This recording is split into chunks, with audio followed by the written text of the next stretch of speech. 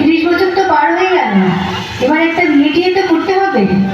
এত পড়াশোনা করে কি হবে? হ্যাঁ, সেই তো শ্বশুর বাড়ি থেকে রান্নাঘর সামলাতে হবে, বাচ্চা মানুষ করতে হবে। শোনো, বাবা বলে দিয়েছে এই রোজ রোজ অফিস থেকে এত রাত্রি করে বাড়ি ফেরাটা এবার বন্ধ করতে হবে। শোনো, মেয়েরা যদি এত ছোট ছোট ড্রেস পরে, তার ছেলেরা তো অসংখ্য কি করবে?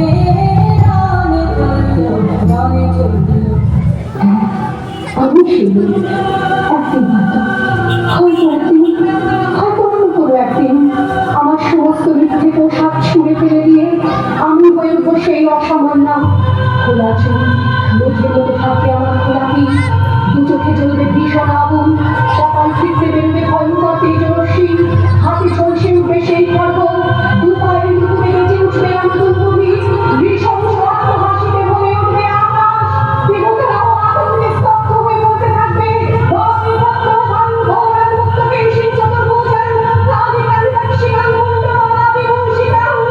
বিভৎসতা বলবেন আমি বলতে থাকবো আর আমার এগিয়ে যাওয়া পথে দুপাশে মূল্যহীন অসংখ্য দেহ ছটফট করতে থাকবে। সভ্যতার দেহ, প্রগতির দেহ, উন্নতির দেহ, সমাজের দেহ। হয়তো আমি সেই মেয়ে, হয়তো বা ছোট থেকে পড়ে যাচ্ছে তো হয়তো বা